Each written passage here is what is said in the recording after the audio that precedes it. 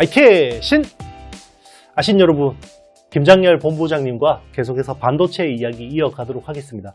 반도체 초격차 이야기를 이제 지난 시간에 했는데요. 자, 요즘에 가장 핫한 반도체하고 이제 AI는 떼야 뗄 수 없는 흐름인데, 그래서 AI 시장 흐름에 대해서 우리 본부장님하고 이야기 이어가 보도록 하겠습니다.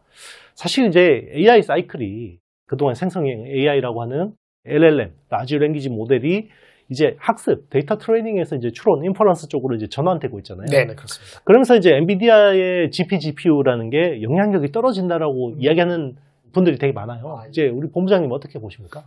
떨어진다고 얘기를 하는데 떨어질 것 같다는 우려겠죠. 아직 떨어진다고 확인되거나 그런 건 잘 모르겠어요.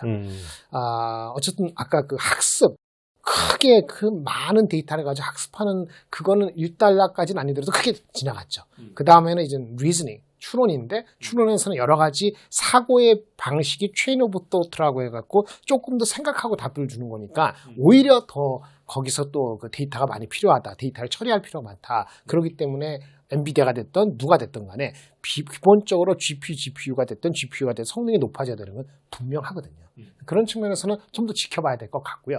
아까 챗GPT 포함해서 대화용으로 쓴 AI 시대는 있지만 더 큰 거는 이제는 에이전트 AI, 뭐 형용사로서 명사를 쓰는데 내 비서 하는 거잖아요. 이 비서는 이제는 사고도 하지만 계획을 세워주는 거니까 더 리즈닝이 들어가고 리즈닝이라는 게 추론인 거니까요. GPU의 그 성능은 계속 필요한데 조금 가격적인 측면에서 많은 생각을 해야 되는 거니까 가격이 무조건 올라가면 좀 부담스럽잖아요. 그런 측면에서 도전을 받을 수는 있는 여지는 있습니다. 그게 도전을 받을 수 있는 것이 이제는 과연 우리가 아는 범용 GPU, 엔비디아를 포함한 것이냐 아니면 ASIC, 커스텀 ASIC화 돼가지고 성능을 A, B, C, D, Z 기능이 아니고 X, Y, G 아니면 B, F, G만 가지고 해서 코스트를 다운시키면서 성능도 조금은 다운시키는 별차 없는 거. 이렇게 만드는 컴피티션이 세질 수 있다는 측면에서는 이슈지만은 그 자체 하이엔드 쪽에 대한 성능은 계속 필요한 거죠.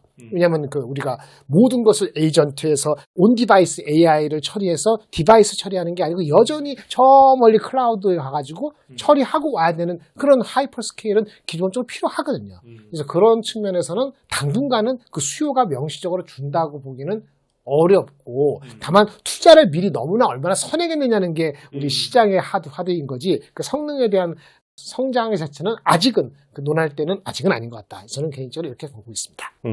지금 데이터 트레이닝에서 이제 인퍼런스 쪽으로 오면서 이제 여기서 또 엄청나게 많은 컴퓨팅 파워가 필요한데 데이터 트레이닝은 그냥 온리 엔비디아 GPU 가지고 이제 하는 거였고 인퍼런스 쪽으로 오면서는 이제 ASIC이 기존의 엔비디아의 GPU에 도전을 할 수 있다. 여기서 이제 가장 또 주목받는 회사가 이제 브로드컴이라는 회사입니다. ASIC 쪽에서 빅테크들의 ASIC을 이제 설계를 많이 담당하는 회사인데 최근에 좀 충격적인 내용이 그동안 이제 빅테크들의 ASIC은 다 이제 브로드컴 쪽으로 많이 몰리던 상황이었고 제2의 엔비디아는 브로드컴이다 이런 이야기를 많이 했었는데 단골 고객, 1등 고객이죠. 이제 브로드컴의 첫 번째 고객인 구글이 TPU를 설계 일부를 미디어텍으로 이제 이원화했다 이런 이야기가 나왔어요. 이게 그 향후 AI 가속기 흐름에서 어떤 그거는 약간 가능성이 있지만 좀 빨리 나왔다고 생각이 들고요. 그 전에 TPU도 지금 6번째인지 7번째인지 어디 정확히 기억 안 나는데 거기부터 바뀐 거잖아요. 미디어텍이. 도전인 거죠. 그 미디어텍 상장돼 있나요? 어떻게 된지 모르겠는데. 네네, 상장돼 있습니다.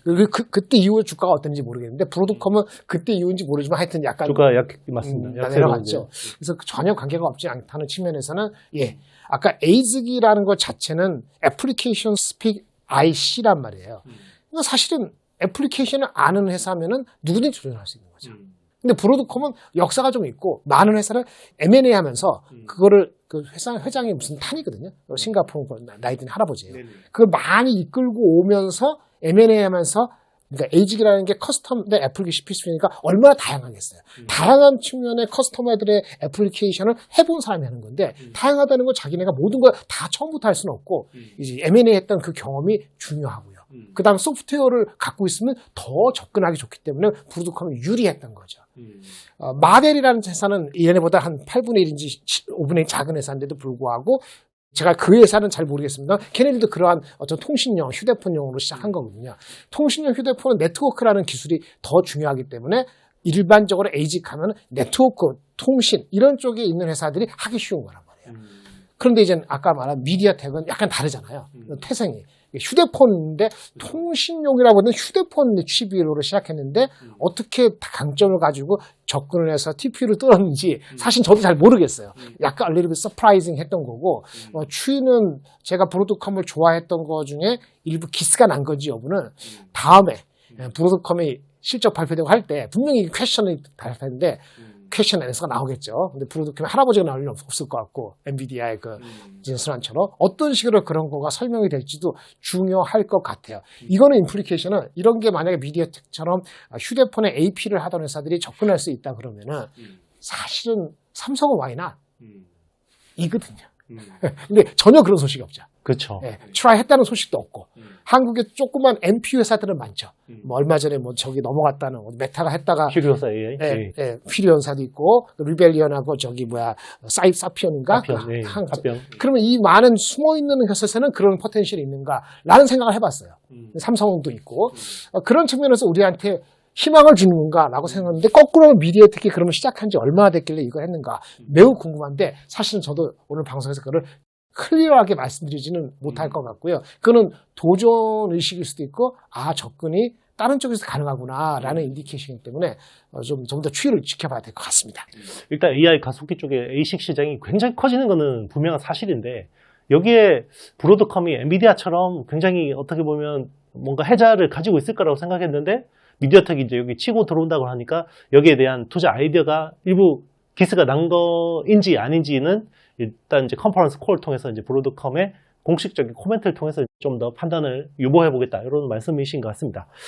일단 HBM 이제 우리는 중요하잖아요. 그래서 HBM 시장을 SK 하이닉스가 지금 주도하고 있는데 여기 이제 경쟁력은 언제까지 지속될 거라고 개인적으로 보십니까? HBM4까지는 맞는 것 같은데요. 네네. HBM4까지, 지금 HBM3까지. 3까지는 잘하고 있고. 됐고, 그건 컨펌 됐고. 네네. 4까지는 가지 않을까 싶은 생각이 있고, 4E부터는 한번 뒤집어질 수도 있다. 4E는 뭐 지켜봐야 될 것 같습니다. 4E가 16단이죠. 맞습니다. 16단인데 삼성하고 하이닉스가 방향이 다 달리 갈 수도 있죠.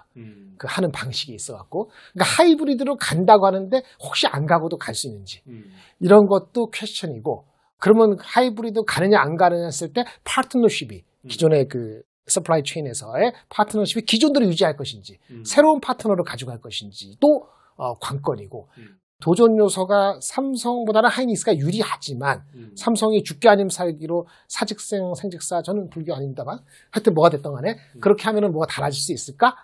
챌린징 할까라는 측면에서 엔비디아도 조금 더 오픈 마인드는 3E, 4보다는 4E가 될 가능성이 꽤 있거든요. 그런 측면에서는 그게 언제입니까? 내년도네. 내년도. 루빈 울트라부터. 루빈 울트라부터는 그때부터는 하이닉스의 그 헤게모니가 유리한 헤게모니가 지속된다고 장담할 수는 없다. 물론 아직은 유리한 입장이지만 이렇게 말씀드릴 수 있겠고요. 관련해서 뭐 약간은 그런 쪽 말고 우리 대표님도 잘 아십니다만은 그 본딩 쪽에서의 최근에 여러 가지 이슈 나온 거 하나 세미텍, 하나 세미텍, 하나 비전이죠. 한미 반도체하고의 그런 여러 가지 이슈 되는 거 특허도 아직 해결이 완벽하게 안 되지만 일단 오더는 준 것처럼 보이지 않습니까? 그렇죠. 그런데 한미 반도체는 1분기 실적 가이던스를 낮췄고 낮추는 것도 거의 90%가 뭐죠? 마이크론 향. 마이크론. 그럼 10%만 삼성 하이닉스면 어떻게 된 거야? 뭐 이런 퀘션이 들기 때문에 그거 단초부터 좀 봐야 되기 때문에 하이닉스가 그러한 변화를 스스로 야기했을 수도 있고, 뭐 그런 와중에 TSMC하고 관계가 계속 잘 된다는 가정을 깔고 가야 되는 거니까, 일단 4까지는 오케이. 4E는 좀 추이를 낙관할 수만은 없다. 이렇게 말씀을 드려야 될 것 같습니다. 일단 지금 SK 하이닉스가 뭐 모든 영역에서 HBM은 앞서 있지만, 그 중에서 이제 어떻게 보면 본딩 방식, 그러니까 MR 모프라고 하는, 매스 리플로우, 몰디드 언더필이라는 그 공법이 사실 굉장히 경쟁력이 있잖아요. 발열 성능에서도 30% 이상 지금 삼성이나 마이크론의 TC NCF 방식 대비해서 뛰어난 걸로 알고 있는데 그게 4E부터는 MR 머프가 좀 한계가 있다. 어차피 하이브리드 본딩이 일부 적용될 거고 이제 그렇게 봐도 무방할까요? 그렇죠. 그런 의문이 제기되고 있는데 아니에요 라고 할 것인지 출트랙으로 갈 것인지 그러면 거기에다 서플라이 체인 매니지먼트가 지금보다는 분명히 더 어려워지는 측면이 있단 말이에요. 그러면 그 어려운 문제가 있을 때 여하에 잘 해나갈지는 그 회사의 조직적인 것도 있고 파트너와 관계도 있기 때문에 섣불리 얘기하기는 어렵고 한 1년 더 남았으니까 좀 지켜봐야 될 것 같습니다. 그 거꾸로 하면 삼성전자한테는 기회가 될 수도 있죠. 우리가 사실 얘기할 때 1등과 2등하기 차이가 벌어지기 시작하면 한 3년 가잖아요. 그렇죠. 근데 그 다음 챌린징 할 때는 기술적인 챌린지가 3, 4년 만에 온다는 게 또 하나 있고, 두 번째는 1등에서 실수를 하면은 기회가 오거든요. 근데 우스가서 삼성전자가 파운드에서 안 되는 이유는 얘네들은 실수를 안 하고 계속 가니까. 그렇죠. 기회가 도저히 오지도 않고, 우리가 오늘 2등이 떨어지니까 far distant second가 돼서 3등하고 2등하고 붙어오게 생겼잖아요. 오늘 보니까 UMC가 글로벌 파운드를 M&A 한다고 보셨어요? 오늘 그거 나온 바람에 그 내용 못 봤습니다. 그 UMC 네네. 3, 4등. 합친다고. 4, 5등이죠. 이제 4, 5등이죠. SMIC가 3등이니까. 근데 합치면 삼성전자하고 비슷하거든요. 마켓수가 아예 앞질지도 몰라요. 그러니까 그런 거기 때문에 1등이 못할 때, 기술적인 사이클이 어려워질 때, 아니면 실수할 때인데, 실수를 바라면 안 되지만 기술적인 사이클 변화가 있을 텐데, 만약에 그런 변화가 제 말씀대로 한번 챌린징하게 하이닉스에 느껴진다 하면은 삼성전자한테는 기회가 될 수 있죠. 우리는 잘한다는 가정하에. 이렇게 말씀드리겠습니다. 일단 SK하이닉스가 실수를 하는지 안 하는지 되게 중요할 것 같은데, 지금 사실 뭐 우리가 그동안 본딩 칩을 쌓는 거 중심으로 많이 생각을 했었는데, 사실 이게 작년에 전영현 부회장이 중간 인사로 바뀌고 나서 이제 일단 삼성이 공개적으로 이제 자기네들의 과실을 인정한 게 1A DRAM 설계가 잘못됐다. 그래서 재설계하겠다. 지금 그래서 그 발표까지는 났는데 지금 열심히 하고 있겠지만 혹시 진행 상황이 어떻게 되는지. 진행 상황이 강간무소식입니다. 강간무소식이고 좋아하는 쪽에서 일부 그냥 오프 더 레코드 나온 거는 우리 올 딸은 쉽지 않을 수도 있지 않나. 좀 어려울 것 같다. 이런 얘기가 조금 흘러나오긴 합니다. 그러면 그게 무슨 문제냐 그게 아니고 시간적으로 빠듯해서 한 2개월, 3개월 늘어진 거 아니냐. 그러니까 3분기로 늘어진 것 같다라는 목표가 원래 6월 달이었거든요. 지금 녹화하는 이 시제 4월 1일이니까 그러니까 두 달 내로 온 게 아니고 한 4달, 5달 뒤에 올 수도 있다. 이런 생각인 것 같아요. 그 루머가 맞다면은 조금 아쉬운 점이 계속 있는 거긴 한데, 사실은 삼성전자 주가적인 측면에서는 그게 엄청 기대를 하지는 않았기 때문에 최근에 주가 반등한 거는 HBM에 대한 혁신적인 브레이크스루가 있다기보다는 다른 쪽이잖아요. 그렇죠. 레거시 턴어라운드. 이것 때문에 주가가 방향을 다시 바꾸지는 않을 것 같은데, 현재 그 루머가 맞다면은 HBM에 대한 삼성전자가 특별히 잘해서 되는 턴어라운드의 그 추가적인 포인트는 빠르지는 않을 수도 있다. 빠르지 않을 것 같다. 단기적으로는 이렇게 보여집니다. 네, 일단 HBM 쪽은 저도 우리 본부장님하고 비슷하게 보는데 하반기는 돼야지 뭔가 좀 용각이 나올 것 같다. 이게 사실 칩을 재설계한다라는 건 설계만 바꾸는 게 아니라 공정도 거기에 맞게 다 세팅을 해야 되는 거기 때문에 이게 여러분들이 기대하시는 것처럼 한두 달 안에 이렇게 성과가 나오기 힘들거든요. 그래서 조금 더 이제 인내력을 가지고 지켜보되, 중요한 거는 주가에는 크게 영향이 없다. 이 부분이 그렇게 말씀을 해주셨습니다. 네, 우리 김장렬 본부장님과 계속해서 반도체 이야기 이어가고 있고요. 다음 시간에 이어서 레거시 턴어라운드에 대해서 좀 더 심도 있는 이야기 해보도록 하겠습니다. 저희가 준비한 내용은 여기까지입니다. 다음 영상에서 뵙겠습니다. 여러분 안녕.